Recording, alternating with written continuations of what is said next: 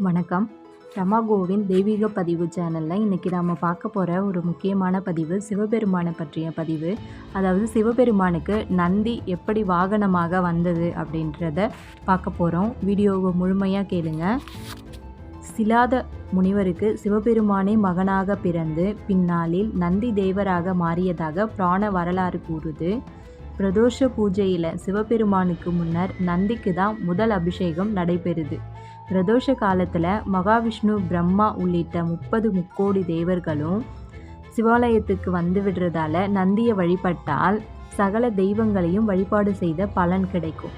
சிவபெருமானின் வாகனமாக காளை திகழ்வதால் தான் பிரதோஷ காலத்தில் அருகம்புல்லை மாலையாக கட்டி அணிவித்து வணங்குறோம். இந்த நிலையில் சிவபெருமானின் வாகனமாக நந்தி எவ்வாறு வந்தது அப்படின்னும் நந்தியை வணங்குறதால உண்டாகும் பயன் குறித்தும் இந்த வீடியோவில் நம்ம முழுமையாக பார்க்க போகிறோம். நந்திக்கு அதிகார நந்தி என்ற பெயரும் இருக்கு. நந்தி தேவருக்கு சிவபெருமான போலவே நெற்றிக்கண்ணும் 4 புஜங்களும் கையில் பிரம்பும் உடைவாளும் 2 புஜங்களிலும் மானும் மழுவும் உண்டு. நந்தி தேவரே உலகின் முதல் குரு. அவரிடம் இந்திரன் முதலான தேவர்கள், கந்தர்வர்கள் ஆகியோர் வேதங்களை கற்றார்கள். சிவபெருமானின் முக்கண் பார்வைக்கு எதிரில் நிற்க நந்தி தேவரை தவிர வேற யாராலும் இயலாது. சிவபெருமானே நந்தி தேவருக்கு அளித்த சிறப்பான வரமாகும்.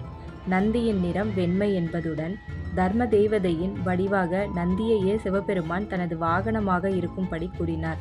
அதன் காரணமாகத்தான் சிவபெருமானின் வாகனமும் கொடியுமாக ரிஷபமுமே இருக்கிறது.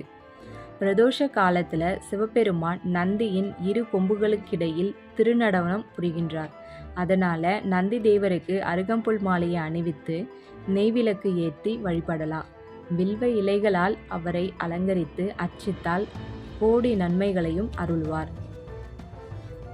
சிவப்பு அரிசியில் வெல்லம் கலந்து நிவேதனம் செய்தால் சிறப்பு.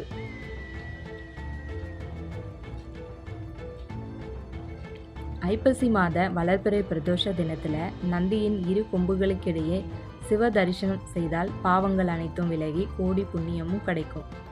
நந்தியை வழிபடுவதால் நடனம், நாட்டியம், இசை போன்ற கலைகள் தடையின்றி சிறந்து வளரும். நந்தி தேவனை வழிபடுறவங்களுக்கு சிறந்த பக்தியும் நற்குணமுடைய குழந்தை செல்வமும் கிடைக்கும். சகல காரிய சித்தியும், உயர்ந்த பதவியும், நல்ல எண்ணங்களும் நல்லொழுக்கமும் கிடைக்கும். இறுதியில் முக்தி எனும் வீடு பேரும் கிடைக்கும்.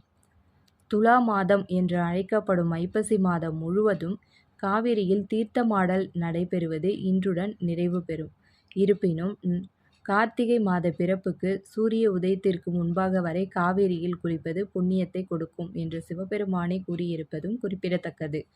முடவன் ஒருவரின் கால தாமதத்திற்காக இந்த சலுகையை சிவபெருமான் வழங்கியதால் இதற்கு முடவன் முழுக்கு என்று பெயர்.